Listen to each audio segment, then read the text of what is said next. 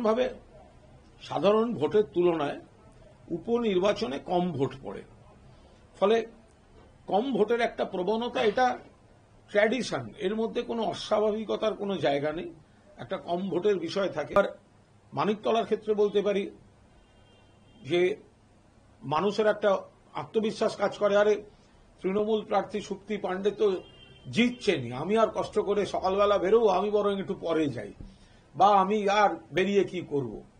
কোনো কোনো এলাকায় বিজেপির গোষ্ঠীদ্বন্দ্ব, বিজেপির নিজেদের মধ্যে আদি বিজেপি তৎকাল বিজেপির মারামারিটা রাস্তায় নেমে এসছে। কোথাও আবার বিজেপি পায়ে পা দিয়ে ঝগড়া করে কোনো গন্ডগোল করাতে চেয়েছে যাতে হারের পরের ছুতো তৈরি করা যায়। তৃণমূল কংগ্রেস উন্নয়নের উপর দাঁড়িয়ে ভোট করেছে, ফলে কোনো ধরনের কোনো গোলমালে তৃণমূল কংগ্রেসের কোনো দরকার ছিল না। তাই তারা এখন এটা দোষ কেন্দ্রীয় বাহিনীর কাজ পছন্দ করছে। ওরা কি ভেবেছিল কেন্দ্রীয় বাহিনী ওদের পতাকা হাতে মিছিল করতে করতে গিয়ে ওদের হয়ে ভোট দিয়ে দেবে? সেইটা হলে কেন্দ্রীয় বাহিনী ভালো? পুরোদস্তুর একটা কেন্দ্র নির্ভর,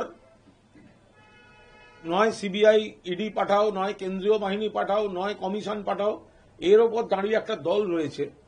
ফলে এই সমস্ত ওদের নাচতে না জানলে উঠোন বাঁকা।